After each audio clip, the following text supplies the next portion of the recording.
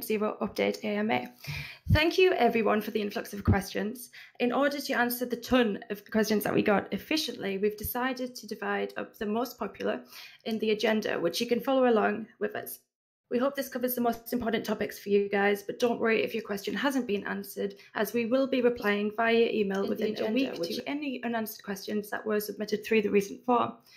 Okay, so let's get started. Okay, yeah, first of all, hello everyone, and yeah, thank you Steph for stepping out and moderating this AMA, and well, yeah, let's go. Awesome.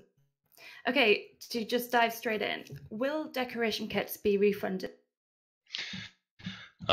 Well, yes, they will be refunded, and I have stated it multiple times, and I stated once more, all decoration kits will be refunded. So whoever ever bought a decoration kit and used it on any of the worlds, it doesn't matter on what world you have used it, you're going to get it into your primary inventory, so you will be able to use it again in any worlds that you are currently playing. Okay, great. What plans do you have to bring in new players? So sorry, I think I. Oh my god, am I live? Check. You are a little. Don't worry. What plans do you have to bring in new players? Well, the major plan, I think that's free-to-play transition in some period of time right after the 0.0 will help to bring us a lot of players, and we also plan to run some marketing campaigns in a classical way, how many free-to-play games are doing that.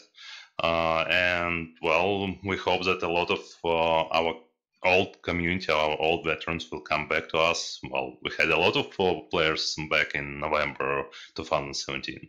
So in few words, that's a short plan, but the longer plan is, of course, is a whole long different. Yep. Are there any plans for developer-run events on the new map, i.e. crown caravans and the like? Well, there are no like certain concrete plans, but there are a lot of ideas, and actually a lot of those ideas are suggested by our players, and thus I think that once all rush from the gold rush will be over in maybe in a couple weeks or a month, maybe a couple months. Then we plan to introduce some events on a new map and on an Appleton too. Okay, cool. What are your plans for lag optimization in the 0.2.0 up? Cool. So first of all, most of the optimization, well, the major optimization that we have achieved is switching on Nick's server, and surprisingly, it brought a lot of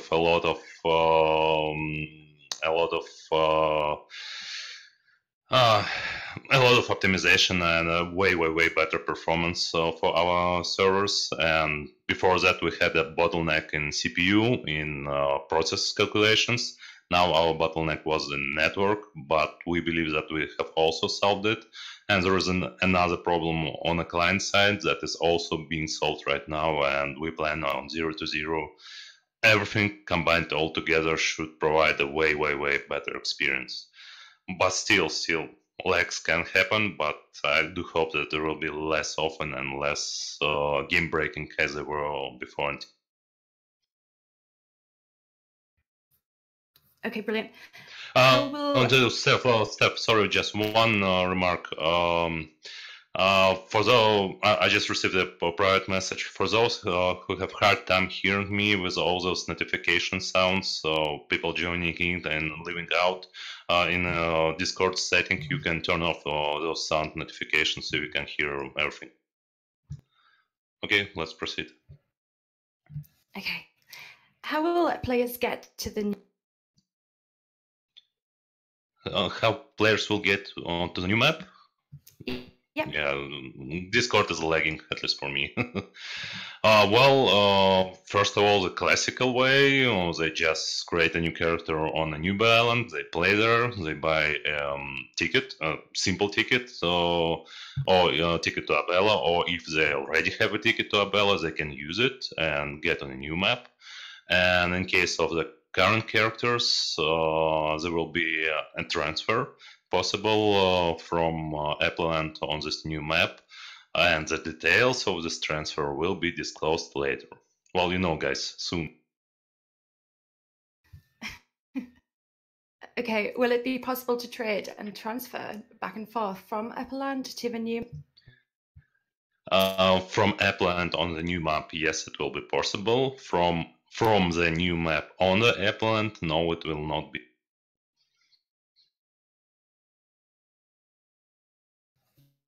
And yes, Okay, of course, I see the chat. I see the chat that yes, soon is the answer. But trust me, guys, soon you will know the full info. As soon as along with the 0.0 release date, but not in the current. Right, we're going to move on to Thieves, taxes, and new wars now. Oh, no, so, sorry, Stefan, Hero. Sorry, I read the chat. Also, just guys, nobody will be forcibly moved on a new map. No, it will not be the same way how we moved everyone on Appleland. Everyone will stay on Appleland. It will be your decision if you want to move your character from Appleland on a new map, or if you want to create a new character and play with it. It will be your. Okay, let's proceed, Steph. Yeah. Yeah. Moving on to the next topic, how will the new concept of fiefs and territories work? So that's a broad question, but our idea is that now life will be more feudal, by the meaning that there will be fiefs that are pre-designed, pre-created by us, and everything will be more discrete. That means that there will be no dynamical radius of your claims. There will be a certain fief that you own or that you do not own. And we're also aiming with this mechanics. We also plan that it will be significantly harder for someone to lose his main guild claim. And it's done intentionally to prevent players from losing something they have spent so many months working on. But still, it will be possible. And well, it might not be the main goal, but still it's also a quite important goal for everyone. And we also think it's more fun when you have the political map with all those lands, with all those provinces. I'd say in that way we'll be way closer to global political maps of other well-known PvP. How can players capture first fiefs at the start of 0.2? Well, it's simple. You just go outside and place a guild monument, or if you already have a guild monument, that means you already have claimed a first fief. After that, you just build outposts, and that's the way how you can claim additional fiefs. And as probably everyone has seen our 0.0 landing page, so there are numbers. Limitations of amount of fiefs that you can have depending on the level of your guild monument. As once as you have level 4 guild monument, you can claim unlimited amount of. Okay. How will protectorate's green zones work, and how will they be integrated into the new map? So firstly, they are integrated right away. It's a part of the new map that is designated as a green zone. So it's actually 4 such starting villages with green zones around them. So each starting village green zone is about 6 server nodes wide. Those we have 24 server nodes that are green. Such server nodes will have no PvP rules. That means nobody will be able to kill you there. Pretty much the same way as you live on a central city. Well, when you're visiting a central city, there will be no guilds in any way on this green zones. That means you will not be able to put an outpost or a guild monument on it. You will be only able to place a private claim, and private claims, like everyone will be able to place a private claim. The only difference is that provinces in those green zones called protectorates, they still can be owned by some guilds, and guilds can fight for them. And owning a protectorate, owning a province means that you will get the taxes from all the private claims on this in this province, in this protectorate. But still, you will not be able to forcibly remove somebody or change the tax rate or do anything nasty. It just means that those who live there just give a share of their income to you, but nothing else. Mm-hmm. I think that's it in a few words. Yeah. How will the outposts work in 0.2.0? So they will work the same way how they work now, except they will be used now to claim a fief, and only one outpost can be created on a single fief. They can be upgraded now. There can be up to 3 levels of upgrade, or 3 levels of an outpost. Each outpost upgrade increases the production speed, and it also adds some kind of vitality to the outpost, meaning that it will take longer to reclaim it, to cast to successfully finish the claiming ritual. And actually that means that also amount of lives that you have to, if you have a level 3 outpost, enemies have to claim it 3 times before it will actually become theirs. With every successful claim, they're just downgrading your outpost. And yeah, you have to support each outpost now with a gold in a similar way as you support your guild. Yeah, okay. I think that's it in a few words. Mm-hmm. New judgment hour. How will that work on 0.2.0? What I think it's the most risky part of our changes, because it's something I personally have never seen something similar in different games. But the point is that Judgment Hour is not a server-wide event. It's something that each guild decides for itself. So you pick you pick 3 prime hours, time zones. For instance, if you have a guild, you might pick a European time zone prime time. You can pick Moscow prime time, and you can pick Brazilian prime time. Depending on the rank of your guild, you will be vulnerable during those prime times, and the higher your rank, the longer judgment hours will be for you, and the more frequent they are, the more prime time the zones will be active for you. So if you are a small guild of, let's say, 10, 15 people that are just living in some distant part of the land, you will probably have a judgment hour only for 1 or 2 hours during weekends, during your main prime time, and that's it. And we designed a rank system in that way that at least 50% of all the guilds in 0.2.0 patch will be ranked 10, 9, 8. So that means there will be low ranked. That's how we create the ranks. That means that at least 50% of our guilds will not have to fight for their properties longer than it's really needed. More often, I'd say more often. So it will be only weekend prime times during their prime time zone and nothing else. But as long as power playing guilds want to be ranked first, that means that they will have to bother with rising their ranks in the different prime time zones. So they have to have a guild that have a good presence during European prime time and maybe Moscow prime time and Brazilian prime time.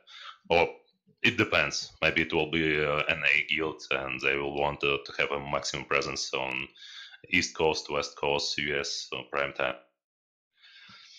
So in few words, that's how it is going to work, and everyone must understand that effectively, sometimes you might have neighbors that are living like a different universe because their prime time hours, judgment prime time hours, are very different from your prime time hours, and everyone must understand that in that case, it is because. For instance, nobody will be able to bash each other buildings at 4 a.m.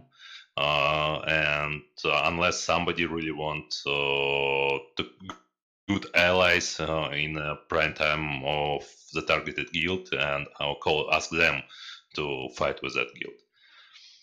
But what I'm trying to say is that effectively you might see some neighbors that will be in a different time zone, and it's fine that you will not be really effectively fight with them, and they will not be really effectively able to fight. Okay. I hope Got it. It's clear. Yeah. Yeah.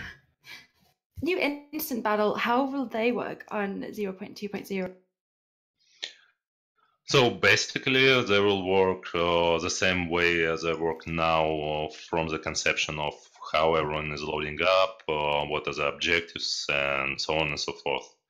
But the only difference that winning or losing instant battle is not that harsh now.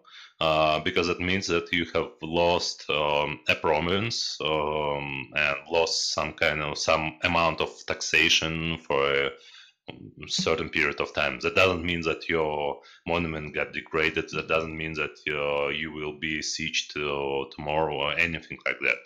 It only means that you now have a less presence on the global politics map, and you are having less of additional income because you are not getting taxes from this province.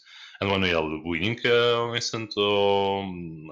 instant battle, that means you have actually got another province that you are more visible on a politics map, and probably pay for your monument support with just the tax money that you are getting from other guilds and players.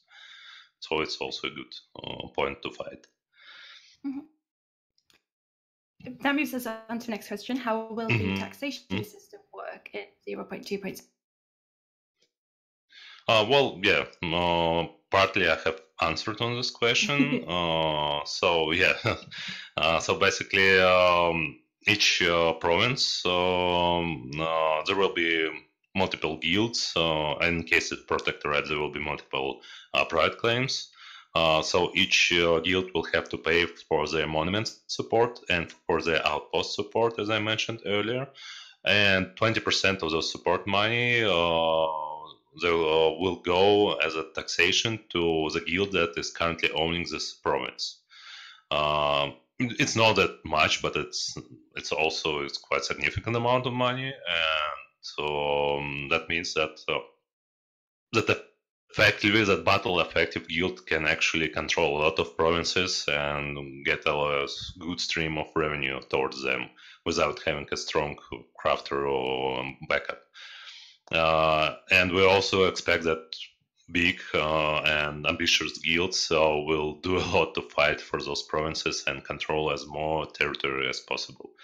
But our point is that everybody will fight for pride, for their satisfaction, but no one will be really upset because he has lost his major castle or something like that. Of course, it still will be possible, but we want to have for IBs to be less punishing to those who have lost them. But still, it will be a significant loss, especially if you hold this province for a good amount of time and now you have lost it. And and all the taxes from all the outposts and monuments will be gathered each maintenance, each in-game day, and will be dropped to the guild monument. That's pretty much it. Okay, moving on to one of the higher anticipated topics, the new map.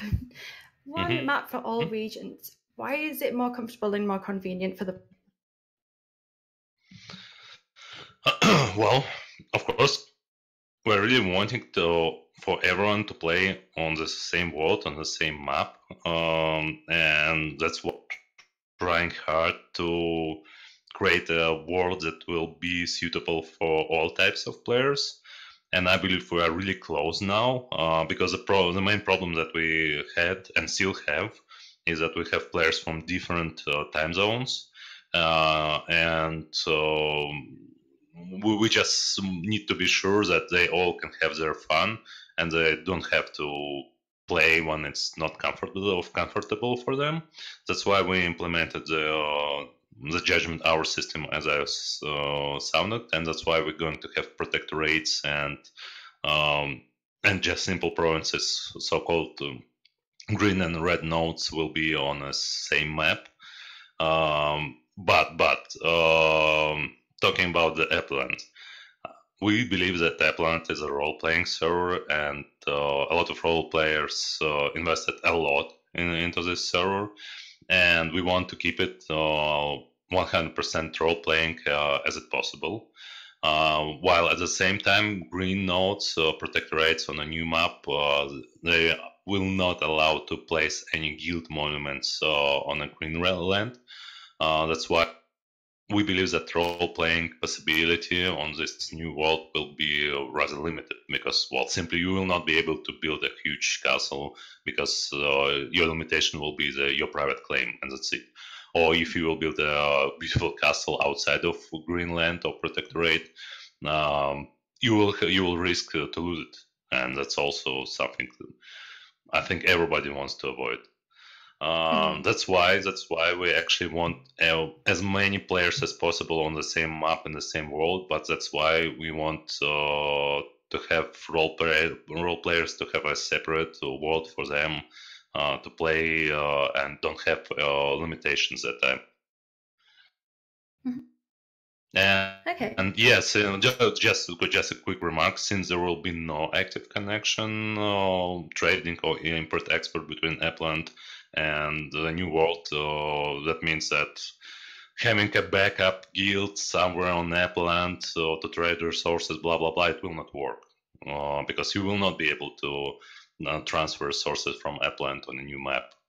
That's why you will not be able to have a safe haven to support your battle activities on a main map. Yeah. Oh, well, you're welcome, guys. I was just about to say, people seem happy. Okay, how will players spawn at the start of 0.2? Well, they will spawn in 4 different locations that will be picked randomly. Those random locations are actually starting villages, or some radius around those starting villages. So there will be no spawn somewhere on the shore or somewhere else. The spawn points will be pretty much predefined now, and yeah, from there you will be able to run around and go to explore. There were some questions to us about if somebody will be able to pick a certain starting zone. I'd say it is not that easy to implement, and also we want to make sure that we will be able to balance the load between all those 4 starting zones. That's why we are not giving an option to pick a starting location. But anyway, we believe it's not that hard for you to run for 6 hours to your guild monument. I mean, it's just 6 hours of running with all the rules and everything. Come on, guys. No, on a serious side, we believe that as soon as your core of your guild build a monument, a guest code should be working. So all the new transferees and those who just transferred or from New World or from Appland, they should be able to use a guest code, and those will spawn right on the monument. That means that only few starting players will have to run to a desired location. The rest will be fine. Mm-hmm. Yeah, and spawns are inside green zones. So sorry to interrupt. Yeah, spawns will be in green zones. So yeah, so there will be no PvP, no no primitive hammer or primitive sickle fight fest or anything. You'll have to run around for quite some time before you leave the green zone. In that case, we believe it will be not that crowded. And yeah, outside of the green zone, you are more than welcome to rip each other heads right away with a stone primitive hammers. Nice. What will the weather system be like in 0.2? So basically, weather system is less of impact on the farming, on animal breeding, on trees growing now. It affects it, but in a way minor state. The overall weather, overall climate on a new map is less is less of variable. Would say it's mild and continental climate on almost all of the nodes. So there will be no like the desert or harsh tundra climates anymore. But there is one important change that we didn't really highlight in our 0.2.0. That we have implemented a calendar that you will be able to take a look in game, and this calendar will tell you when it's good time to seed, when it's good time to sow something, to plant, to breed or anything, and when it's good time to harvest the crops or slaughter the animals or something like that.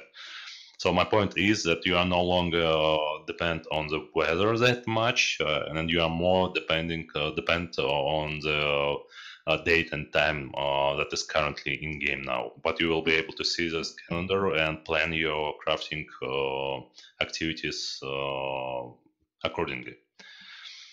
So weather is more like visuals now, and the calendar is more important for your crafting peaceful. Okay. We're going to move on to the new progression system and the new skill tree. So first question, how will the new progression system work in general? Just a short remark. I saw it in AMA. Will keep the alignment? I think it's safe to say that yes, alignment will be kept for all the characters, even after you transfer on a new land. So maybe it's good time to raise your alignment and not to let it drop. So all characters that will be transferred will keep their current alignment. Now back to new progression system. So basically, imagine how it works in well-known space MMO, but with our own twist.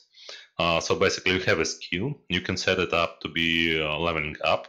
It will raise constantly with the same speed. And as soon as the skill reaches a level 30, level 60, level 90, or level 100, it will stop its leveling. So you will have to pick the same skill and say, okay, I have reached a level 30 in armor smithing. Now I want to level up to level 60 armor smithing. But in order for that constant race to happen, you must have your experience pool. You must have an experience pool, and in order for that, you have to do basically the same actions as you do now in crafting gathering, mining, and all that stuff. Our skill caps are still separate, the combat and crafting skill caps, and experience pool are also different now. But the good news are that you are not required to do the certain ability of a certain skill to raise a certain skill. That means that you can harvest your crops, and experience that you get from harvesting the crops, you can use it on your armor smithing. Or you can craft different armor and use experience for that on alchemy. And the same thing goes with combat skills. So you can hit a training dummy or hit someone in instant battles, and then they'll use those skills for warhorse handling or for battles. And well, basically that's it. So you must make sure that you have your experience pool packed up with experience, and make sure that you set certain skills to be leveled up, that you do not forget it, and keep in mind that they're all constantly leveling, even when you're asleep or at work or away. Just want to let everyone know that we will have time to answer your questions as well at the end, just in case you're worried about anything getting missed. Yeah, but sometimes, so sorry to interrupt, but sometimes I do, I pick some questions, and I see that there are some questions about the food. Yes, food, we also work the food system in our Life is Feudal way, that you will have to eat more variety of different food, and all the multipliers are now affecting the speed of how you will on speed how fast you will get the experience. So your skill leveling cannot be changed. It basically depends on the complexity of the skill and the current level of the skill, and you are not able to speed it up or slow it down. It just goes with a constant speed. But the amount of experience you get for each successful crafting or combat action will be actually affected by food and boosters and all that stuff. Well, basically the same way how you can. Okay, let's continue now. Where are we? Will you still lose skill points when you die? Short answer, yes, but it will be less harsh now. Because at first you're going to lose experience, and then if you had no enough of experience to cover the loss of your death, then your skill points will be depleted. That means that when you have a full experience pool, and when you have a good alignment, if you die, most probably the experience in your experience pool will be enough. So you will lose quite a significant amount of experience, but your skills will be intact. That means that you can go on and level up and get more experience and go die again, and it's fine. But if your alignment is low, or if for some reason your experience pool is not full or empty, that means that if you die, you will lose actual skills. That's why we recommend everyone to keep your experience pool as full as possible, because that means that your skill leveling will not halt, and that means that if you die, lose less skill points or lose no skill points at all. And yeah, skill cap is still the same. Okay. How do we change attributes in the new progression system? As far as I remember, attributes are going the same way as they are going now. That means that they rise up with the abilities that you use. So attributes are will be rising up the same way as they are rising now, while skills will be progressing in an offline manner. Okay. Are there any changes to the minor and combat skills? As far as I remember, there are not that many changes, or no changes at all. Maybe Binard will be able to answer this question. No It's only changes at all. about skill tree changes, not the actual combat changes, but skill tree changes. No changes at all about skills. No change. Okay, you are lagging Okay. a little bit, Bernard. Yeah. Or maybe it's me lagging. You too. Oh. Oops. Next question. How intelligence and mentoring work in New So intelligence working the same way. It rises your skill cap. And mentoring. So far we designed. I'll be straightforward with you guys. We designed a quick and easy placeholder mentoring system. It works pretty much the same way as the old one is working. That means that you have a teacher, you have a student. One student wants to learn a certain skill. He comes to the school. He picks the skills. He see what the teacher has, and he uses an ability. And after the successful use of ability, the student receives an experience. An amount of his experience he receives depends on the skill difference between his skill and teacher's skill. So let's say if I have 19 armor smithing and there is a player who got 0 in armor smithing, he will get a lot of experience. And of course, the timeout is still the same, so you will not be able to do that constantly. But we believe that will be a good addition and a good way to keep your experience bar full. And as I said, it's quite important both for your skills progression and for skill loss, to avoid the skill loss. Yeah, that's how it's going to work now, but we plan to implement the professions in some way or another. And once we're going to implement them, it will be way beyond the 0 to 0. But once we're going to implement them, we are going to work mentoring system and make it more engaging and more fun and more complex. But for now, mentoring is like another way for you to get an experience in without grinding that too much. Mm-hmm. But well, at first you have to build that school anyway and have a good teacher. Yeah. Mm-hmm. Next question. How will you level the combat system with a new progression system? How will that work? Again, it will work the same way as it works now, except that you will not get the actual skills, or you will get the combat experience that you will be able to use to level up any combat skill you like. So dealing a damage or receiving a damage when you are armored, or driving a warhorse, or triggering a battle survival, bandage, well, pretty much everything that gives you a skill progression now will give you an experience that you will be able to use for your combat skills. Okay. What about upcoming combat patch? What about upcoming combat patches, Bernard? It's your time to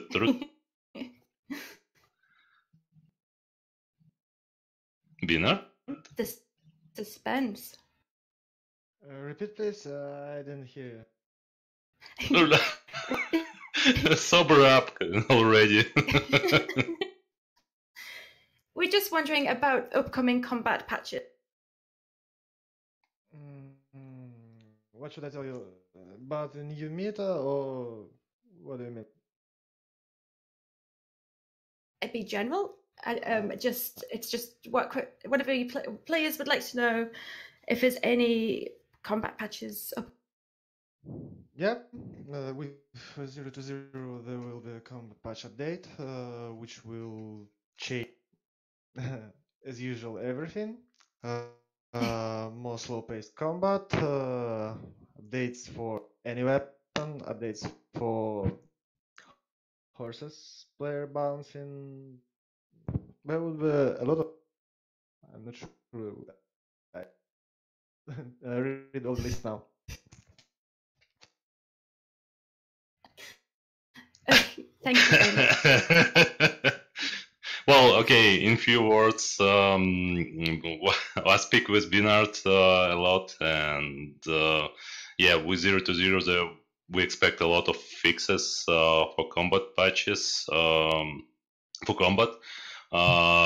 We know about current not exploits, something that doesn't look normal to us and to you and to everyone, and we're going to fix it. And well, yeah, you will see it on 0.0 by yourself rather soon. Yeah, Yuxin.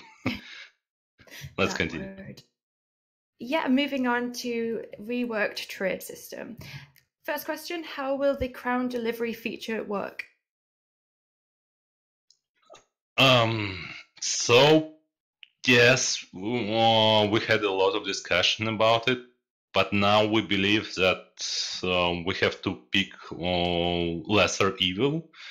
And two evils that we have now is first evil is that market global trading and market system doesn't work because you have to fetch a lot of goods and travel for hours between trade posts, and those trade posts can be blocked or camped, or just there are many reasons why those trade posts can be inaccessible. And another evil that we have is that, well, teleportation of goods that actually removes such a necessity to travel to the trade post to pick up your goods. So we decided that we'd better have a teleportation because that means that it gives more advantage to the trading system. That means that will actually work, that there will be more chances that it will work, and that teleportation will be rather expensive. So we do not expect that everyone will be using it right away, and so that's why we decided to implement it. So if you have something not that significant and not that important and not that expensive for you, but you don't want to bother running there, you can get a delivery ordered to you and pay a certain amount of in-game gold. But if it's something heavy and something important or valuable, you probably will prefer to travel there by yourself to save all that gold. But you have a lot of excessive gold. Well, yes, you can order deliveries to your trade post. It's fine to you. That means that we have another sink of in-game gold, in-game money, and that means they are more valuable to our players. Okay. Will it be possible to purchase regional items? Yes, it should be possible. Well, like I don't have 100% guarantee that it will be implemented as soon as possible. And yes, I believe we should be able to trade and transfer regional items in the same world when we're talking about the same world. Next question. Any plans to make in-game currency more valuable? Well, first of all, as I said, you will be able to use in-game currency for transferring items between trade posts for items delivery. Second of all, you will need a lot of in-game gold for support of all the outposts and monuments. And third option, we also consider some ways how a player can spend gold on his own character. And we're considering maybe some ways how players can buy experience with the gold, but it's not implemented yet and will not be in 0.0, most probably, but might be implemented later on. So yes, we obviously see that in-game gold needs more value, and I think we already adding a good amount of value with those changes, and we plan to do it even longer. We plan to do it in the future. Got it. Now we're moving on to rare resources. And how rare are the rare? How rare are the rare resources? They are rare. Next question. No. Medium rare, yeah, that's the best one. Yeah, I agree. I mean, well done is not a good option. Yeah. So on a serious note, there will not be that rare. So idea is that some resources, some rare resources, will be of two types, and that means that half of regions will contain one type of resource, another part of regions will contain the second type of resources. So that means if you don't have a resource that you need in your region, most probably you have it in a neighboring region. So you will not have to travel on of the map to get it, but still will have to travel or trade it. You will have problems to get it right to where you settled up. Some resources will be of four types, and that means that there will be more rare. That means that, well, let's say 1/4 of region will contain one resource, 1/4 of the region another resource, and so on and so on. In most of the cases, those regions are distributed in a checkerboard manner. That means it's not like certain rare resources in the northern part of the map and nothing on the south and vice versa. No, in most cases it's a checkerboard pattern, but still when you have four types of different rare resources, that means that even neighboring regions might not have a resource that you need, and that means you will have to travel a bit further, maybe to the neighbor of that neighboring region. But the main idea of rare resources is that they are more available, way easier to get than regional resources. Yet they are not that easy to get as normal resources because you cannot get them right under your feet or cut down the tree right away. So it's something in between. We had regional resources, we had the normal resources, and now we have something in between. So whenever you ask a question about rare resources, just find a middle ground between normal and regional resources, and that's where rare resources will probably be. Okay. How much rare resources will be required, and how will they be integrated into the craft? Well, how much rare resources will be needed depends completely on what you are trying to achieve and what you are doing. But the main idea that some middle tier crafting will require rare resources in almost all cases. So if you have, let's say, for novice armors, you will not need rare resources, but for regular and veteran ones, you will need them. For regular you will need them, and for veteran, for tier 3 armor, you will need unique resource, original resource. Sorry. So basically, anything that's in between the basic starting and some a bit more advanced items, you will not need rare resources, but anything between those items and items that require regional resources, everything in between will require rare resources. Okay. Moving on to the next topic, which is natives. Why should players hunt natives? What's in it for them? No, you should not hunt natives. Leave natives alone. on a serious note, it's up to you. Well, first of all, we believe it is fun. We had some playtests, and one of the recent playtests provided a lot of fun for us because some types of natives can make sudden and unexpected moves that can result in a wipe of half of your party. And so somebody might see a fun in that, somebody might see a huge challenge in that, but anyway, I think there will be a lot of emotions involved with the native resources. Secondly, there will be some quite valuable resources and quite valuable items as a loot of those native villagers. And third part, well, it's PvP or PvE. I think you might not be looking for natives themselves, but you might be looking for those who are raiding natives right now in order to raid them, in order to get the loot that they are prepared in order to succeed fighting those natives.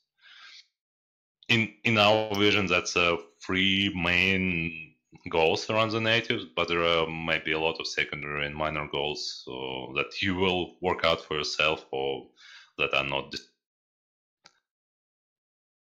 Yeah. Will natives roam on the map and attack players? Not in 0-0. We want to see how they work in general in a closed combat in their villages. But once we see that everything is fine, and we expect that everything is fine, we might run some events that will make some kind of natives incursion, and that means that natives will start ambushing our players, and we'll see how it's going to work out.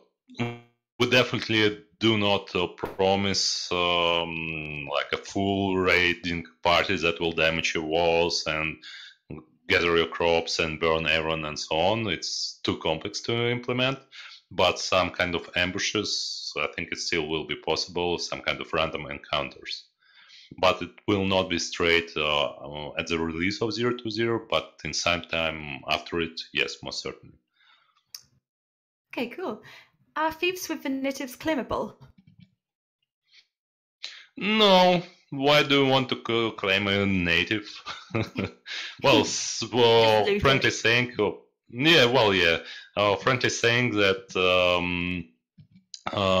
there will be no thieves operational under native camps, and that means that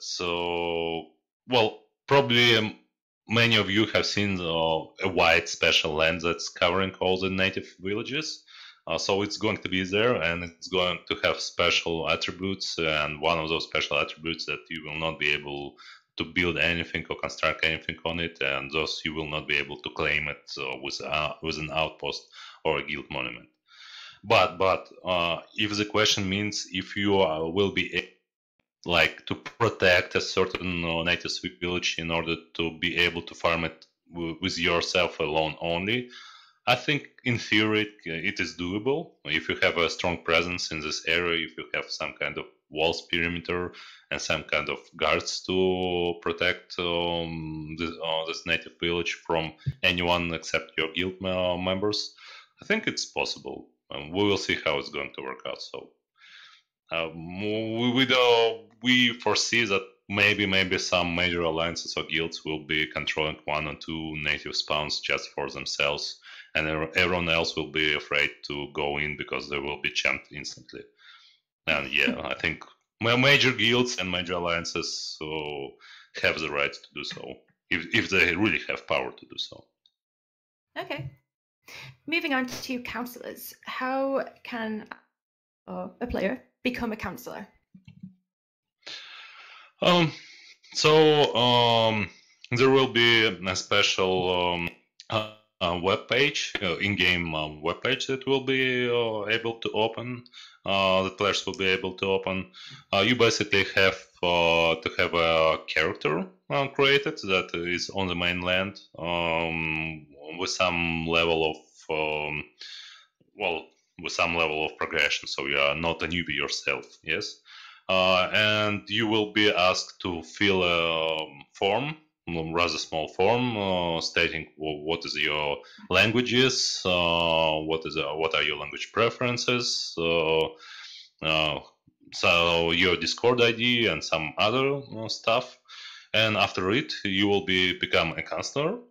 And when a new player arriving on the newbie island, during the tutorial, they will be offered for help for a live help of a counselor, and if he see that you are suitable for them, that you are speaking the same language, that you are active, that you have a good rate, that you have a Discord ID, and so on and so on, they might pick you as their counselor, and after that you will have to help them to progress through the game and get on the mainland.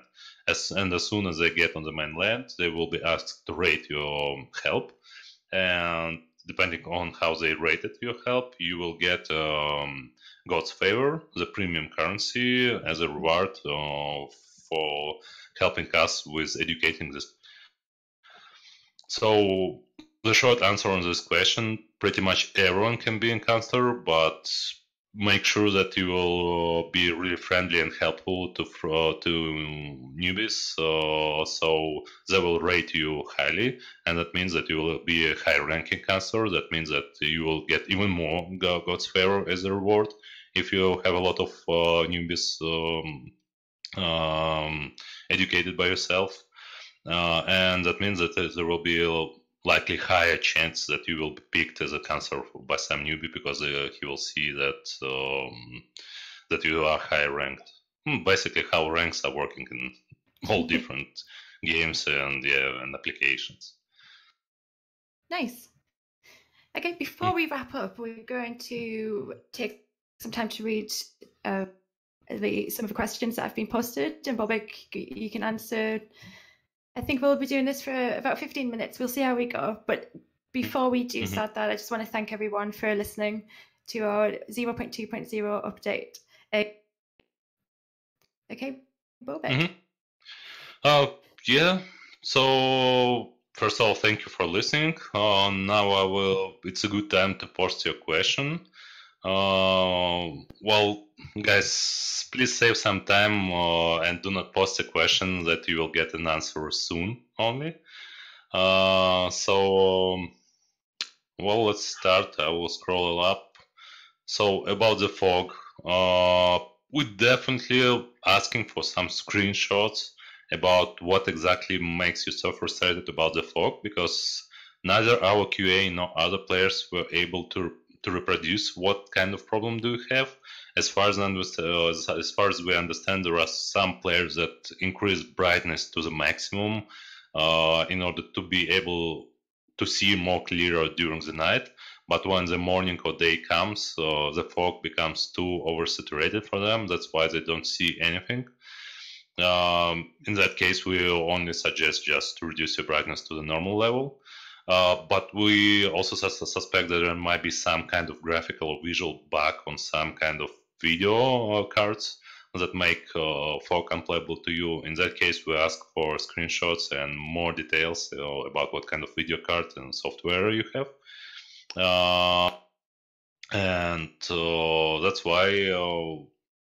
That's why we ask to provide that info, because we do believe that fog is playable, rather playable, if everything is working fine and as intended. And if somebody have a fog that is unplayable for them, please report it and we will make the fixes. Okay, so will you be able to complete damage during the judgment hour, as in nothing will be safe? Don't think I understand this question completely, but yeah, during the judgment hour, you will be able to raid thieves of the guilds that have judgment hour active for now. But in order to really damage, destroy something, you will have to have an outpost or level 3 near their thieves, and you have to light it, as we said. And only after you have lighted up your level 2-3 outpost, only then you will be able to raid and destroy objects and outposts and and buildings on a neighboring any siege weapons. No siege weapons yet, but well, of course we expect them to be soon. I saw a lot of talks about siege ladders. Unfortunately, guys, it's not that easy as it sounds, and the same story with the boats, because it affects the physical model of the player and his state and so on and so forth. So in order to make it properly, we have to spend some time doing it. I mean, everybody said, well, trading cards are easy. Well, we spend a lot of efforts to make them properly working, and they're not like completely properly working as they now. And the same story will be probably with bots at least. Will you be able to place more than one outpost on your main guild fief or any fief? No, you will not be able to place any outpost on your guild monument fief. So when you have a fief, it can be either one guild monument or either one outpost. There can be no two outposts on one fief. There cannot be guild monument and outpost on one fief. Of course, there can be no two guild monuments on one fief. So it's only one on one. What else? Where do you see when guilds are vulnerable? So guilds vulnerability, their judgment hour status will be seen on the map, on the global map. There will be special icons that will tell you that in an hour there will be a judgment hour for the certain guild, for the fiefs that are controlled by the certain guild. And once the judgment hour will be active, you will also see a special icon. And if there is a level 3 outpost nearby that is lit up, you will also see it. And all neighboring fiefs that are vulnerable by this burning outpost will also be highlighted. So basically, my in-game map will be your main source of information. But also you will be able to check out this certain guild and see its rank and see its judgment hour primary settings or prime time settings. Those you will be able to predict when you will be able to see the judgment hour schedule. Maybe later on, if there will be demands, so we'll create a judgment hour schedule page for each guild. That means that both that guild and their enemies and friendlies will be able to see when the guild will be vulnerable. But at first, you will be able to see it on the map. Natives on Appleland. Yes, so as I said, Appleland will be upgraded on 0 to 0. That means that natives will also be on Appleland. And experience progression, skill leveling up, well, everything 0 that is related to 0 to 0 will be on Appleland. Well, of course, there will be no new map on Appleland, but the old one. But all the other features will be on the Appleland, natives included. Okay, there are 3 questions. Why not able use courses for Lancer in native camps? Because we believe it will be really hard to teach natives how to counter Lancer properly, and so we really wanted to create a dungeon-like experience when you have a cramped up tight place, when you have to keep up and look up for your positioning and positioning of natives, and that's why horses with all the complications are not allowed. So yes, it will be foot only raid on the native camps. Will you trademark the term soon? We're working on that.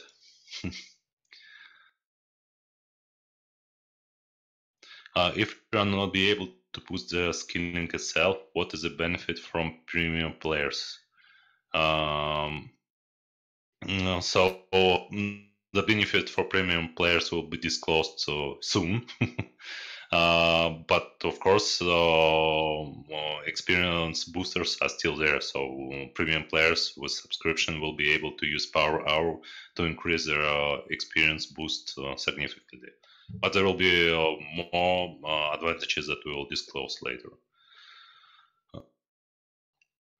Will we still be able to teleport to participate in battles? So so far on a global big map, we're going to keep that. We're going to keep it this possibility. No, we're going to keep this possibility, but we will see how it's going to proceed. And maybe if there will be good points why we should force everyone to run somewhere to list into the battle, and in order to be teleported from this battle on the battleground, we can review it. I mean, on a bigger map, running toward a certain location might be even worse experience. I mean, even longer. It will take even longer than on a smaller map. So for now, we want to avoid it. But later on, if we see that there are good points against it, we can always turn it off. And guys, about the soon answer. Nobody is trolling you. Nobody is trying to hide something from you. We just don't want to give the promises that we cannot keep. And there are a lot of moments that are not completely certain about when and how it's going to be released. That's why we are not providing any certain information for now. You know that we provide the information after all about the what is wipe and when is wipe and how it works. Well, I'd say that more than half of the way is done. I mean, soon we're going to have only Appleland and then a new map and then 0 to 0. So just guys, be patient. It's really going out soon, but when exactly soon, I'm unable to tell you right now. Not in this AMA.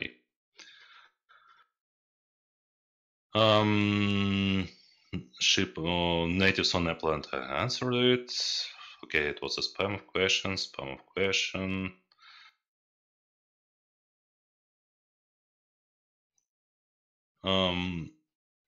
Remote IB and listing, I have answered on it. Okay, good question. How will Thieves be added on Appleland and how will it affect existing guilds? So we have I have already we created a generator that actually generates the thieves and provinces, and the result of this generation can be edited manually. In this generator, we downloaded all the monuments from Appleland. So when it generates such a thieves, it generates it in that way that monument will be inside the thief and at least 20 tiles away from its border. That means that city claim will be inside the same thief. At least it should be that way.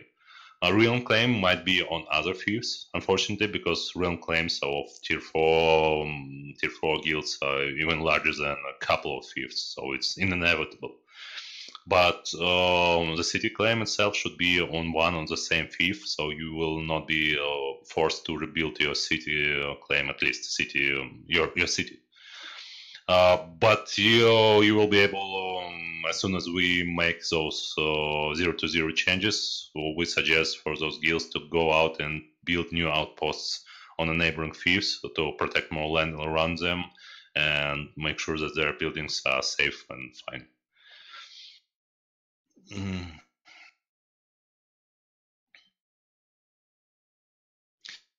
Also good question. Will large guilds be able to store all their loot in a separate, smaller guilds claim in order to make it harder for enemy to get it, as there is less judgment hours available for smaller guilds?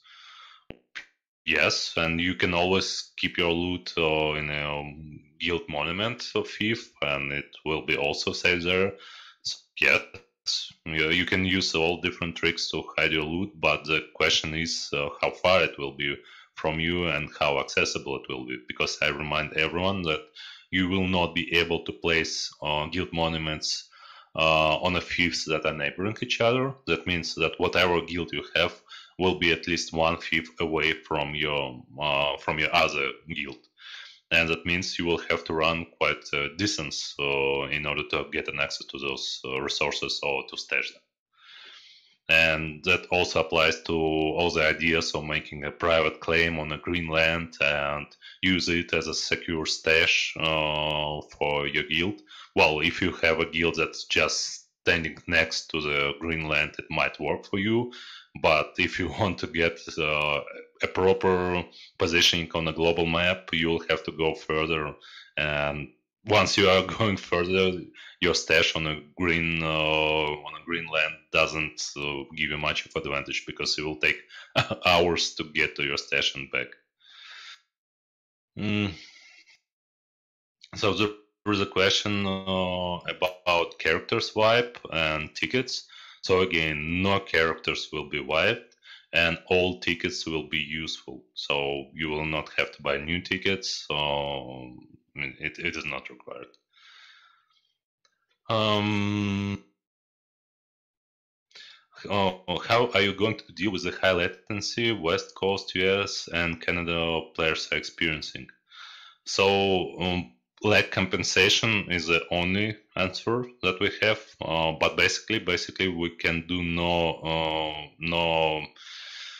we can do no miracle here. I mean, if your file have a good ping, nothing can be done. But I want to say that there is a lot of Chinese players that were playing from across the Pacific or far from away, and they were quite successful on Northern American servers, and they had the ping way higher than you guys have.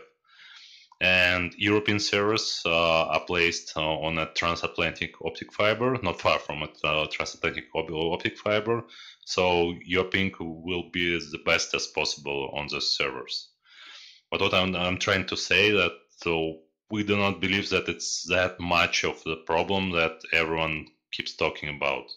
I mean, I myself on Midwest of United States, and I have ping around 150, and it's playable. I was in a native stress test, and it was playable. And in game it's too. Well, of course, you might be a bit less, but really a bit less active in a PvP, but it's more about your positioning rather than your ping.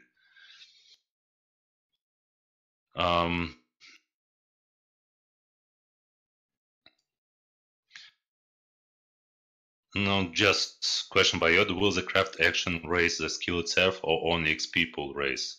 So yes, as I stated, only the experience, all the crafting abilities will raise your crafting experience pool. And that crafting experience pool is like it's one for all your crafting abilities. And that means that this one experience pool can be used on any skill you want. So as I said, if you craft armor, you get experience from it, and that experience can be used for hunting or for alchemy or for leveling your alchemy skills. Can we get a high-res version of the new map and a name? No name disclosed yet, but high-res version map, I believe it should have been posted in a dev blog. Steph, do you know something about? I think so. I'll link it. I'll find. Yeah. So Katharina, well, I think the new map should have been revealed. Yeah, it's been revealed today, and it's in high res. Catherine actually linked it earlier in this chat. I see people are linking it here. Okay, thank you. Okay. Natives on Apple, I answer it. Okay. I see 65 man, 67 mentions of me. While I'm saying it's even increasing. Honestly, 10 more minutes. I'll just scroll randomly down and just will point with my finger in some random question and I will answer it. And then maybe 5 more minutes for the most topics that were left. Enough for now, really. Yeah, so we're going to finish in 10 minutes. 71 more questions. Come on, guys. Okay, no ships for Appland, not yet. Natives will be on Appland, as said that. Remote IB listing, as said it. Minor skills will not be that much affected by skill tree changes, as I remember. Crafting pool, I have answered. Ping, I have answered. Stretch the inventory window, not yet. But if there will be a lot of requests for that feature, well, we can implement it. Okay, skill conversion will be disclosed later. Are there any new heraldry designs being implemented for guild tabards? Not yet, but we had it in some distant plans, and it's not that hard to implement the design. It's harder to implement the technical part of it because there are a lot of guilds with their current heraldry, and adding new types of heraldry is not that easy as it sounds. Well, when I mean like a new types of heraldry, in order to keep the old heraldry working. So okay, I press the last messages. Nerf my PvP skill. Okay, I will. Damage locking game. Well, you already have it in the system chat, so I think we need more details. What exactly do you mean here? Will the resistance of the armors be changed again? That's a good question. Binard, are you here? Yes. Are you going to tweak the armor resistance in a 0-0 combat patch? Yes. Yes. Yes. Okay. Well, the answer is yes.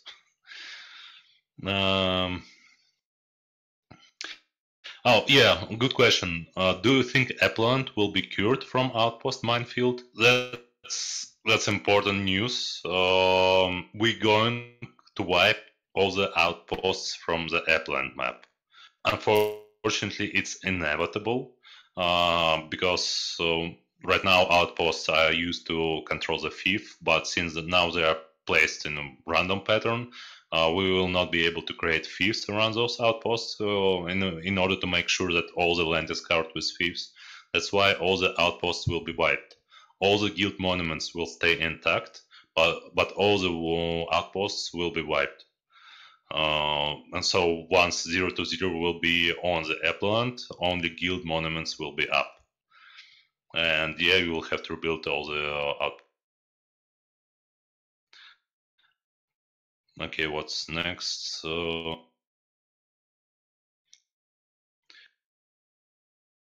What can be looted during the Judgment Hour? So basically, it will be the same way as what you can loot on a city claim during the Judgment Hour on the Red World now. So we will consider all thieves as city claims, and when Judgment Hour on thief is active, raiders will be able to do the same amount of nasty things as they can do now on a city claim on a Red World on Avalon.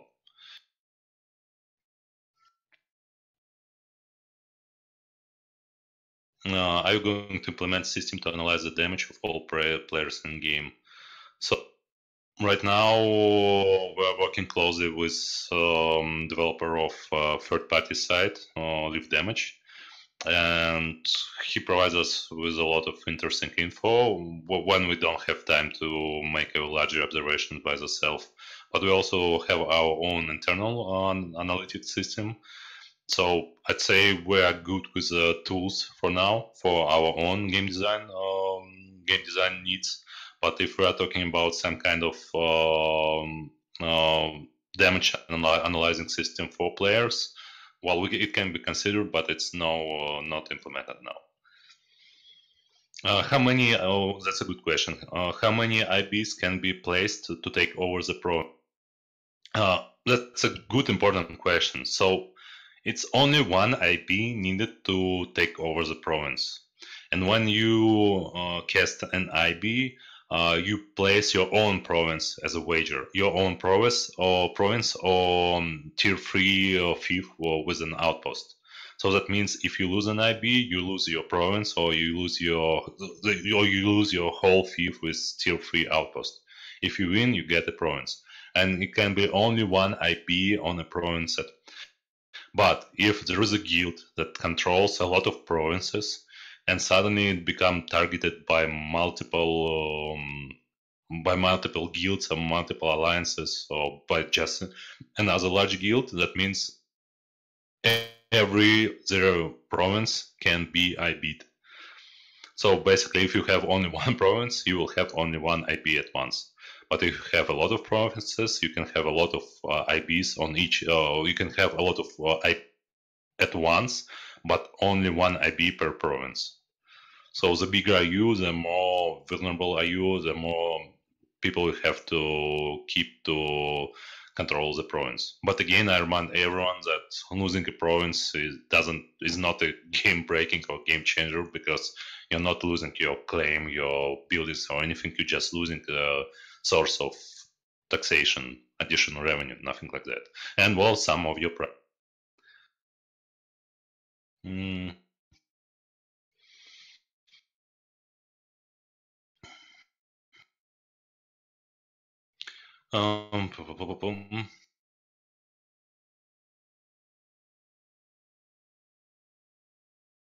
So again, guys, I have said everything I can about kills, items, stats transition. So only thing I can say right now is that alignment will be kept, and your character names, of course, also, and all the other details will be disclosed later.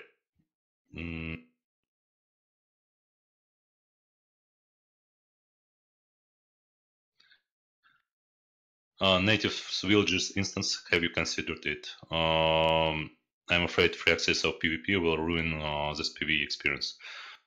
Well, first of all, it's not that easy to do. And if there will be a lot of requests for that, we might consider some kind of instance PvE raid, but for now it's not what we designed, because one of the reasons why we created native villages is actually to have a PvP hotspots on the map where people can go for some PvP over PvE action. And yeah, it's by design.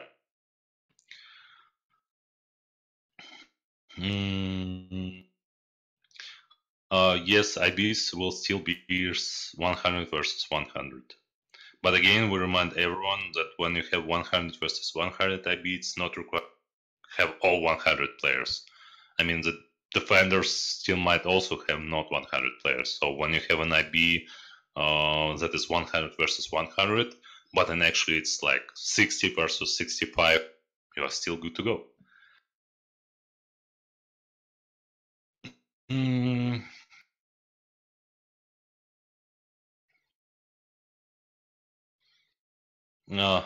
Oh, Bobik, I love you too, Black Nagu. Okay, so I'm scrolling way to the bottom. Have you managed to implement the role of diplomat in guilds? Not sure I understand this question. So all guild leaders and minor leaders are acting like diplomat. They can change standings. Will we be able to build safely on an outpost thief? It's misspelled. So yes, as I said, the thief that's controlled by an outpost will be considered like a town claim. That means that you will be able to build your constructions on any part of the thief, not in a certain radius or anything. Just all land of the thief will be usable for your construction. But as I said, if there is a neighboring outpost that is level 3 enemy and it's burning and it's your judgment hour now, you will have to protect your property. So it's like not 100%. Will you guys change the tabards and shields old aspects? They look like broken when they are full. It seems like some kind of bug. I'm not sure if it was properly reported, but we will look into it. If you can provide more info, it would be nice. Bridges, no. Buildable buildings. We have buildable buildings already. So yeah, bridges are not in 0-0, maybe in some future, but again, they are not that easy.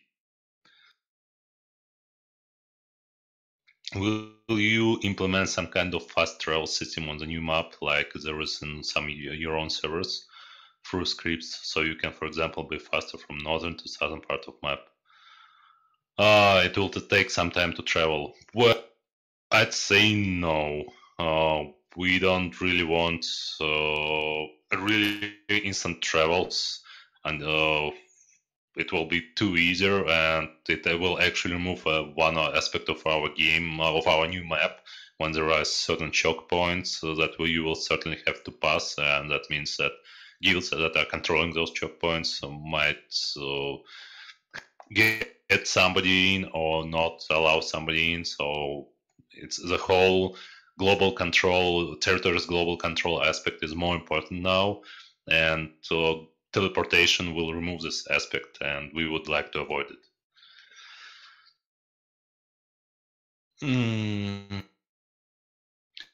Why have the servers been taken down if the new map isn't ready? Because we're doing it slowly, step after step, and that's why when I say soon, that means soon. That's why we're doing it one after another to make sure that there is nothing lost, that there is no too much stress on the servers and the development and system administrators team, and that's why doing it slowly, step after the step. And I'd say we have done most of the way already.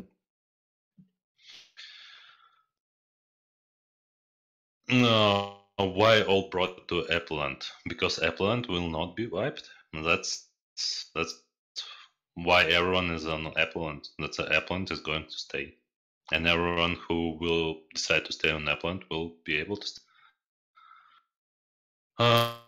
Okay, one last question. I'm closing my eyes, and when I open, whatever question will be, I will answer it, and let's end with it.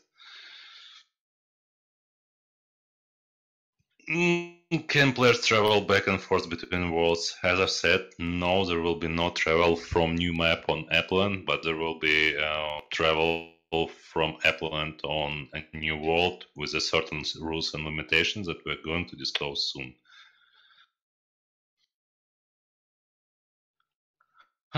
Okay, I think that's it.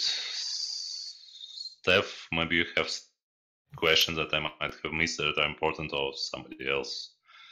I think you covered a lot of the popular ones, but guys, don't worry if you have submitted a question via the form recently and you haven't had an answer.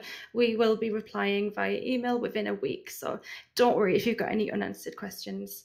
And thank you everybody for tuning in, and thank you Bobek and Bernard for answering people's questions today.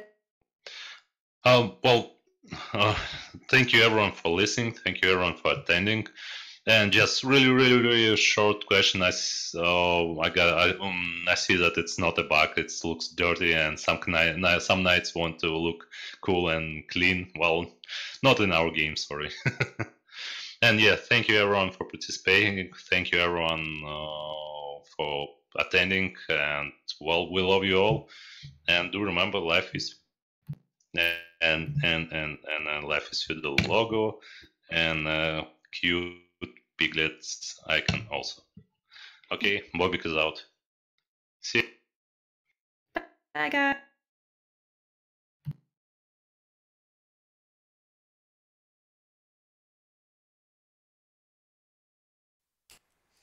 Bueno, terminó. No sé si nos están escuchando lo que están viendo ahí. Eso fue todo. Aparentemente ya terminamos. Aprovecho a los que están mirando. Les agradezco por haber estado ahí. Y bueno, espero haberles sido de ayuda. La idea era tratar de traducirles lo más rápido que pudiera. Estoy en mi canal de Discord si quieren venirse al canal general para saludar. La idea era ir traduciéndoles a medida que podía. Así que nada, hice lo mejor que pude. Ahí les dejé el canal de Discord, los que se quieran meter y decir hola. Unos minutitos, si tienen alguna pregunta más. Voy a tratar de contestarles lo mismo que dijeron ellos, ¿sí? No tengo más información. Estuve preguntando como loco por chat privado a los desarrolladores el tema de qué va a pasar con los puntos. Nada, me dijeron que tenemos que esperar. La gente también se lo preguntó, dijeron que vamos a tener que esperar para saber qué es lo que va a pasar con los puntos. Al final aclaró que se van a poder mover los PJs desde Epleland al mapa nuevo, pero no del mapa nuevo a Epleland. Y cuando se muevan de Epleland al mapa nuevo, con ciertas reglas. Las reglas dijeron que las iban a aclarar, lo que ya sabemos es que no van a poder llevar cosas. Así que si estás jugando en Epleland, están juntando minerales y cosas para poder llevarte, no las juntes porque no te va a servir para nada. Seguí jugando si querés. Y los puntos, las habilidades, dijeron que iban a ver más adelante, van a publicar cómo son para cómo va a ser el pase. Y por último, las habilidades menores sí se van a quedar así como están. Bueno, Muma. ¿Qué hace Havok? Ahí llegó Havok al Discord. No, mira quién está acá, Picoto. ¿Quién es Picoto Snows? Diga hola, que está en vivo. La concha de tu madre. ¿Qué andas, Picoto? Tanto tiempo. ¿Te acordás cuando te maté con un cuchillo en una zanja? Ahí llega Napo, ahí va llegando la gente. Bueno, nada, si tienen alguna duda, me van a poder encontrar en el Discord y les voy a poder aclarar lo que necesiten. Y nada más, ¿usted quieren preguntar algo? ¿Quieren decir algo? No sé, a mí no me meta. ¿Y cómo no te para qué viniste acá? Picoto se metió y no habla. Está callado. Yo tengo una duda que no dejaron nada claro, no dieron plazos y dentro de este mes, en 2 meses más, nada de lanzamiento de la... No, en la fecha lo mataron, los mataron a preguntas, cada 3 segundos había una pregunta de cuándo iba a ser la fecha. Al principio dijeron que no, que lo iban a decir más adelante. Que en un momento hizo una referencia como que estamos a mitad de camino y eso me alarmó mucho. No lo puse en el chat porque no sabía qué significaba eso. Pero dijeron estamos a mitad de camino. ¿Qué significa mitad de camino? No lo sé. Ya sabemos que wipearon Bushan. El 5, que es a la semana que viene, van a wipear que Norteamérica era. No. Que uno más wipeaban el 5. Que salió la nota el otro día. ¿Cuál? ¿Es verdad no iban a wipear que estaban todos enojados ahora? Sí, bueno, eso sí. No sabemos. No sabemos bien qué es lo que van a... O sea, cuál es el esquema, pero tienen que wipear. O sea, Bushan ya lo volaron. El que les queda es volar. Van a volar un server más y después creo que queda Epleland. Pero a Epleland lo van a wipear. Y después viene el mapa nuevo. Así que estamos hablando, acá dicen en el chat, mitad de mes. Mitad de mes creo que Héctor está siendo optimista. Avalon, acá me dicen Avalon, es verdad. Lo que van a hacer es borrar Avalon, ¿sí? Y después van a hacer Epleland. Así que nada. Oye, lo otro, Muma, que yo quedé con la duda es sobre el tema de los personajes. Dijeron que iban a wipear los personajes sin inventario. El personaje te lo vaya a tener que crear de nuevo en cuanto a lo que es el diseño del personaje. No. El personaje queda como está, ¿sí? Con el nombre, con la característica física, todo lo que tiene. Lo vas a trasladar de Epleland al mapa nuevo. Y van a publicar las reglas de ese traslado en breve. Lo que sí dijeron es que, por ejemplo, el alineamiento no lo perdés. Y nosotros jugábamos de monje el alineamiento, que teníamos 100 y pico alineamiento, nos costó un montón conseguirlo, no lo queríamos perder. Así que el alineamiento no lo perdés, las habilidades menores no las perdés. ¿Y qué va a pasar con el resto de las habilidades? Lo van a explicar en breve. Lo que sí dijeron clarito es que no vas a poder mover inventario, no te vas a poder llevar madera, semilla, no te vas a poder llevar nada. Vamos a volver al mapa nuevo como cuando llegamos al mundo, seguramente con un plato de comida, la ropa básica que nos daban al principio y nada más, como cualquier jugador nuevo, pero calculo que de alguna forma nuestros puntos, porque si las habilidades menores no las perdemos, las otras también, pero no explicaron bien la regla que van a usar para las otras habilidades. Un par de semanas, dicen acá, 13 de febrero, no lo sabemos chicos, 15 de febrero, la verdad, ni idea. Me preocupó mucho que dijeron a mitad de camino y eso a mitad de camino puede ser alarmante. Sin embargo, el parche 020 dice que es Winter y Winter termina ahora el Winter de ellos. No sé, vamos a ver. ¿No querrá decir el próximo invierno? Pueden haber dicho, claro, pueden haber dicho el próximo invierno y lo lanzan en diciembre del año que viene. Nos van a hacer la gran Star Citizen. Mira, yo al principio del chat, no sé si lo leyeron, dije, están inflando un globo. Con el hype. Sí. Están inflando un globo, están inflando un globo. O lo cortan de inflar y lo largan rápido, les explota en la cara y nadie va a querer jugar esto. Pero bueno. Oye, lo otro, Muma, que en este caso los nativos van a tener algún aporte para nosotros o solamente van a ser que más que nada para los que no quieren hacer PvP, de repente se los crucen por ahí con los nativos y los nativos los ataquen, o vamos a poder tradear con los nativos o algo así, que me entendí. No, por lo que dicen es que lo único que tenés va a ser que los nativos vos podés ir a raidearlos a ellos, ¿sí? En un momento hice un comentario como que no los maten, pero que sí que... Porque uno solo te puede matar. Sí, porque hay uno solo, dijo, uno solo tiene las habilidades como para matar a la mitad de la guild, se mueven muy bien, dijo. No sabemos que también se moverán, o sea que van a ser buenos peleadores. Eso va a estar bueno y va a ser divertido. Pero que si querés el tesoro que tienen ellos en su villa, tenés que atacarlos. Eso seguro. Y dijeron que más adelante por ahí iban a meter el tema de que ellos ataquen a los players fuera de su territorio, fuera de lo que es su base, digamos. Pero que no esperemos un ataque de que nos ataquen la muralla con 300 tipos, porque no lo van a poder hacer técnicamente, hablaron de técnicamente. Y Emboscada dijo que iban a hacer. iban a ser emboscadas pequeñas, que por ahí vos salís a pasear y te encontrás con 3 nativos que se te tiran encima y te rompen la cabeza. Se necesitan, acá dice Héctor, sí, mínimo 5 personas para atacar a los nativos. Creo que son 6, Héctor, lo que dijeron. No se puede entrar a caballo. Y nada, mínimo 5. Si entran más de 5 se van. ¿Cómo, Napo? No se pueden claimear también los terrenos de los nativos. En los terrenos de los nativos no se pueden poner claim personales, ni claim de guild, nada. O sea, seguramente si estamos... por ahí es todo un territorio. Cada mapa tiene 400 y pico de territorios posibles donde poner una espada. Uno seguramente va a ser el de los nativos. Así que si pasamos por ahí va a haber que tener cuidado. Y con respecto a la forma de los claims, ¿tampoco hablaron? Con la forma de los claims. Claro, si van a ir cuando los subáis de nivel, ¿qué onda? ¿Tú los vas a poder acomodar? ¿Para dónde quieres extenderte más? ¿O van a ser No, es espadas por al centro y- por cada cuadrícula solo puede haber una espada o un outpost. No las dos cosas juntas. Si vos querés extenderte y poner más espadas, no hay problema. Si querés poner muchos outposts, no hay problema. El único problema es que cuando la guild empieza a poner muchos outposts y empieza a subir en ese ranking de guild, se le empiezan a aumentar la cantidad de de horas de juicio que puede llegar a tener. Entonces se te empieza a complicar porque lo vas a tener todo el tiempo. Lo que a mí no me queda claro, acá uno de los chicos pone, hay más preguntas que respuestas. Sí, es verdad, hay más preguntas que respuestas. Yo tengo la guild vecina, ¿cómo hago para saber a qué hora es la hora del juicio de la guild vecina para ir a romperle todo?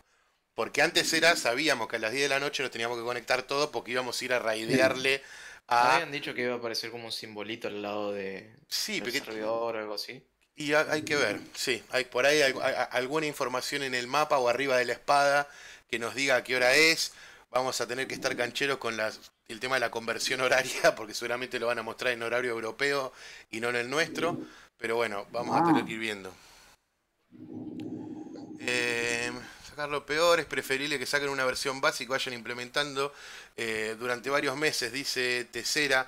Sí, ojalá lo hicieran así, pero no, esto parece que quieren hacer todo nuevo. Y la verdad que es un cambio que está bueno, hay mucho hype, pero bueno, hay que esperar, hay que seguir esperando.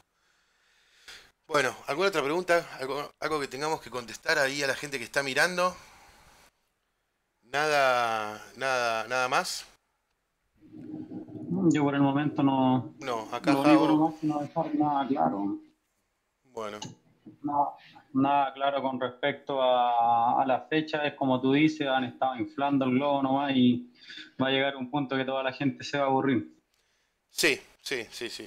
Vamos a ver qué pasa. Vamos a ver qué pasa. Bueno, hasta acá. ¿Quién dijo algo? Yo saludo a mi hijito. Ahí está. ¿Cómo se llama? Javo. Ah, Javo, que es tu hijo, ok. Saludos a Javo, que es el hijo de Picoto. Le mandamos saludos al bebé. Bueno, y bueno, pero oye, sí. Muma, lo otro. Sí. Lo otro antes que termines. Oye, el tema de... ¿Van a haber como Freeport en este caso? Que van a ser 4 servidores libres, que no Sí. va a haber PvP. Sí. Pero dentro de esos servidores, por ejemplo, no sé, nos explicaron si vaya a poder, no sé, tamear un caballo para poder salir más rápido o solamente No. es para poder juntarse con la gente. No dijeron, va a haber 4 zonas de respawn, ¿sí? En esas zonas de respawn vamos a aparecer todos al principio. Él lo dijo clarito, vamos a tener que estar corriendo 6 horas, dijo, porque el mapa es muy grande, así que si nos queremos ir a alguna punta extrema y aparecimos justo del otro lado, vamos a tener que correr como locos. No dijo si se iba a poder tamear ni hacer nada, eso no lo explicó, yo por lo menos no lo escuché. Así que sí, vamos a tener que salir de esa zona, que es una zona no PvP, así que vamos a aparecer todos y nos podremos saludar, y cuando crucemos de server arrancamos a las piñas. Cosa que yo voy a hacer. Yo a alguno a piña me voy a agarrar. Seguro a Falco lo agarro a piña, pero bueno, vamos a ver. Ahora el respawn de los Freeport, tú los vas a poder elegir, obviamente van a ser por los puntos cardinales, ¿no? El otro día había un mapa dando vuelta que aparentemente sí, estaban medio centralizados, o sea, cerca del centro, arriba, abajo, izquierda y derecha, pero no dijeron si los ibas a poder elegir. Por lo que entendí, va a ser random. O sea que cualquiera puede aparecer en cualquier lado. El consejo que dio él fue que la guild, si somos una guild muy grande, que la guild ponga a uno que sea el representante de la guild, que es el que va a poner la espada, y que a ese lo ponga a correr, ponga la espada y los empiece a invitar a todos con los códigos para que puedan llegar a la espada rápido. Igualmente esa persona va a necesitar ayuda para conseguir todos los materiales para poner la espada, porque como sabemos no es difícil, Sí. pero tampoco es fácil. Así que va Y a no va haber a que necesitar designar. los 10 miembros. ¿Cómo? Necesita los 10 flyers, necesita los 10 No, flyers porque la para poder guild, crear la si es zona. igual que antes, la guild la hacemos desde afuera, la hacemos desde la página y no hace falta. Con que Sí. solo estén conectados y parados adentro del server, ya se hayan transferido de Epleland al nuevo server, hacemos la guild y listo. Pero vamos a necesitar mínimo un corredor que corra hasta donde queremos poner la espada y ponga la espada. Cualquier guild va a necesitar eso. Pero además, ese corredor necesita tener los materiales, así que va a haber que ver si entre 4 o 5 personas o los que sean, o como quieran, cada guild se organizará como se le cante, pero le van a tener que Sí. proveer a ese tipo con los materiales, el caballo, lo que sea, para que el tipo pueda correr y poner la espada, y después Wow. empezar a llamar a todos. No va a ser fácil, lo aclaró, lo dijo clarito, y se rió, dijo, vamos, o sea, son 6 horas corriendo, tampoco es la muerte de nadie, una cosa así, dijo, así que bueno. Bueno, la primera vez estuve 24 horas corriendo, así que no creo que cambie Claro, mucho. claro. Acá me dice, gracias por la traducción. Bueno, vamos cortando porque yo también tengo responsabilidades que cumplir. Así que los invito a los que están ahí mirando que se suscriban al canal. Seguramente el primer día vamos a estar ahí transmitiendo en vivo o grabando o haciendo algo. Así que nada, nos despedimos hasta acá. Espero haberles sido útil a todos. Y nos vemos en el próximo video. Chau, chau, chau.